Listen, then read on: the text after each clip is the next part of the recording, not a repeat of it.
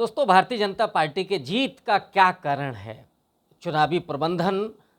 धर्म या जातियों का बेहतर समीकरण? दरअसल बहुत सारे कारण हम लोग डिस्कस करते रहते हैं, लेकिन ये समय है जब चारों तरफ से आपको दुर्गा पंडाल और तमाम इस तरह की तस्वीरें दिखाई दे रही होंगी, बड़े बड़े लाउड स्पीकर लगे होंगे, जागरण का कार्यक्रम चल रहा है। ये सांस्कृतिक उत्सव हैं इस भारत की धरती पर, जहाँ इस तरह के उत्सव निरंतर मनाए जाते रहे हैं। लेकिन पिछले 2-3 दशक से जिस तरह से, चाहे गणेश चतुर्थी हो, कांवड़ यात्रा हो, या ये नवरात्रि का समय हो, दशहरा हो, होली हो, इन सब का जिस तरह से राजनीतिक इस्तेमाल हो रहा है और उस राजनीतिक इस्तेमाल के ज़रिए जो चुनाव जीते जा रहे हैं वो अपने आप में अनुकरणीय भी है। इस पर ध्यान दिया जाना चाहिए। जो बहुजन की राजनीति करने वाले दल हैं वो इस तरह के कल्चरल मूवमेंट को अपने तय उनका इस्तेमाल कर सकते हैं।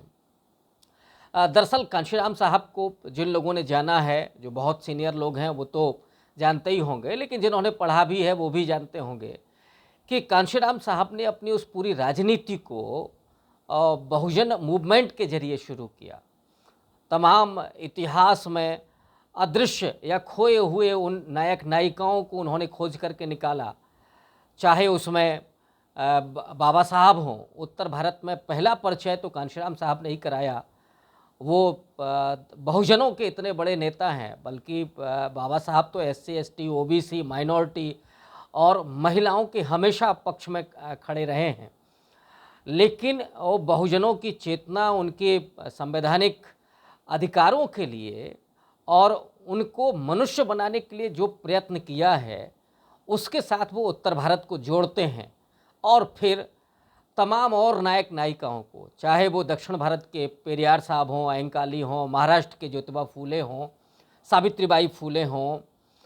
या उसी में फातिमा शेख हों, वहाँ से होते हुए और उत्तर प्रदेश में जब वो राजनीति कर रहे हैं तो झलकारी बाई कोरी हैं, उदा देवी पासी हैं, और ऐसे ही चाहे जगदेव बाबू हों, रामस्वरूप वर्मा हों, ललाई सिंह यादव हों, ये तमाम ऐसे किरदार हैं। और आगे चल कर के तो फूलन देवी राजनीति में आती हैं, लेकिन आज तो जो तमाम बहुजन समाज है वो फूलन देवी को भी अपनी नायिका के रूप में उनकी जयंतियाँ, उनके स्मरण दिवस मनाता है। तो इतनी विशाल थाती है, इतनी विस्तृत परंपरा है इस बहुजन समाज के पास, और इसीलिए आज आप देखिएगा कि राजनीतिक दलों को तो काट मार गया है वो उस हिंदुत्व की राजनीति के आगे। जैसे उन्होंने अपने आप को अपनी हार स्वीकार कर ली है और वो उस पिच पर जा कर के खेल रहे हैं। लेकिन वो ये नहीं जानते हैं कि अगर वो तिलक लगाएंगे, अगर वो त्यौहार मनाएंगे, माने जिनका फ़ोटो डालना, त्यौहार मनाना, तिलक लगाना, ये व्यक्ति का अपना अधिकार है और ये संविधान वो देता है। लेकिन प्रदर्शन की वस्तु बनाना और उसे राजनीति में इस्तेमाल करना, तब तो फिर आप छोटे हो जाते हैं, छोटे भाई हो जाते हैं। फिर तो उसमें जो बड़ा है, जो ओरिजिनल जो दावा कर रहा है, उसको ही मौका मिलेगा। तो उस नैरेटिव को आप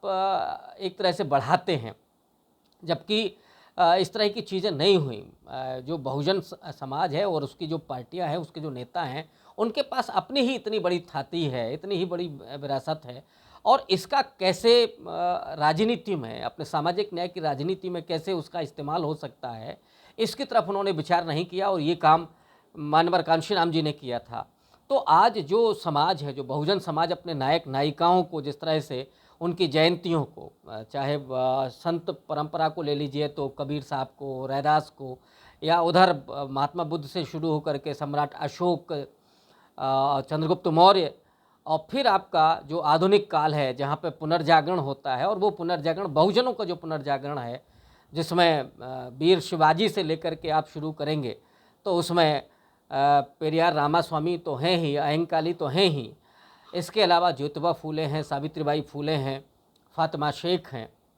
और जो और उत्तर भारत के तमाम नाम हैं जिनका अभी मैंने जिक्र किया है, उसमें कुछ और नाम आप फूलन देवी जैसे किरदारों को भी जोड़ सकते हैं। तो ये काम निरंतर चल रहा है, समाज लगातार जागरूक हो रहा है और वो अपने भविष्य को संवारने के लिए, अपने बच्चों के भविष्य को संवारने के लिए, क्योंकि ये जो आरएसएस और बीजेपी की जो पॉलिटिक्स है वो धार्मिक अंधता पेश करते हुए वो कांवड़ यात्रा पर तो हज़ारों और लाखों रुपया खर्च करके उनके भीतर वो धार्मिक उन्माद पैदा करना चाहता है और उनका इस्तेमाल करना चाहता है, लेकिन उनकी शिक्षा के लिए, उनके स्वास्थ्य के लिए और उनमें वो सपने नहीं पैदा करना चाहता है कि वो नौकरियां करें, वो आईएएस बने, वो पीसीएस बने, वो प्रोफेसर बने, वो वकील बने, बड़े बैरिस्टर। बाबा साहब कहाँ से निकल करके आए थे, वो इंजीनियर बने, वो डॉक्टर बने। ये वो शासक हों इस देश के, जो मूल सवाल है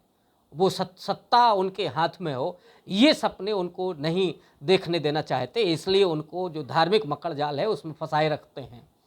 तो फिर कांवड़ यात्रा में अगर आप जाएंगे, वो कांवड़ यात्रा में कौन लोग होते हैं? 98% दलित, पिछड़े और आदिवासी समाज के लोग हैं, वही नौजवान हैं, वही चलते हैं, लेकिन उनको उन पर फूल बरसाए जाते हैं। अभी दुर्गा पंडाल लग रहे हैं, मैंने जो सुना है कि गांव-गांव में उन पंडालों का विस्तार हो रहा है। धार्मिक आस्था अपनी जगह है, लोग अगर पंडाल नहीं लगाएंगे तो क्या अपना आस्था नहीं व्यक्त करते हैं? करते ही हैं, और ये संविधान में उनको अधिकार मिला हुआ है।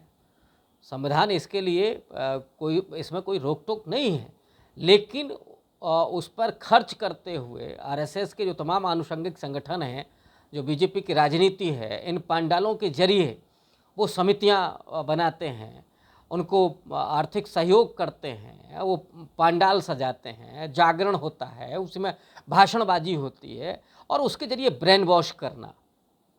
और धर्म का राजनीति के साथ घालमेल करते हुए उसका इस्तेमाल करना और इन समितियों को बना करके फिर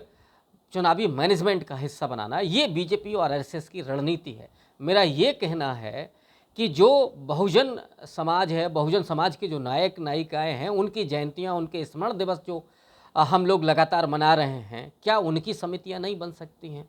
हर जगह, कस्बों में, शहरों में, गाँव में उनके बड़े आयोजन हों, उनकी समितियां बने और जो सामाजिक न्याय की राजनीति करने वाले जो दल हैं वो उनको फंड करें, उनको आर्थिक सहयोग करें, उनको आर्थिक संसाधन उपलब्ध कराएं और इन समितियों के मार्फत ये भी अपनी राजनीति को आगे बढ़ा सकते हैं। उन्हीं समितियों का इस्तेमाल आप चुनावी प्रबंधन में कर सकते हैं, लेकिन सामाजिक न्याय की राजनीति को, उनके पुरोधाओं को ये अक्ल आएगी क्या? ये सबसे बड़ा सवाल है। उन्हें तो लगता है कि वो जब तक हिंदुत्व की बात नहीं करेंगे, जब तक वो बाह्य प्रदर्शन नहीं करेंगे अपने आस्था का, तब तक वो चुनाव नहीं जीत सकते हैं और यही कमज़ोरी की वजह से वो लगातार मात खा रहे हैं। अगर बीजेपी आरएसएस का मुकाबला करना है तो उस मुकाबला करने के लिए जो बहुजन जो पूरा आंदोलन है, जो सांस्कृतिक आंदोलन है, उनके जो नायक नायिकाएँ हैं और संविधान, यही एक वो थाती है, यही एक वो ताकत है जिसके ज़रिए आप इस बीजेपी और आरएसएस की राजनीति का मुकाबला कर सकते हैं। तो एक ये सुझाव है, अगर आपको अपने बच्चों को सस्ता लेबर नहीं बनाना है, रिक्शा वाला नहीं बनाना है, खेत मजदूर नहीं बनाना है, अगर आपको गुलाम नहीं होना है, मनुस्मृति को नहीं लागू करना है, संविधान को बचाना है, तो ज़रूरी हो जाता है कि अपने उस पूरे बहुजन मूवमेंट को आप खड़ा करें। समितियों के जरिए, संगठनों के जरिए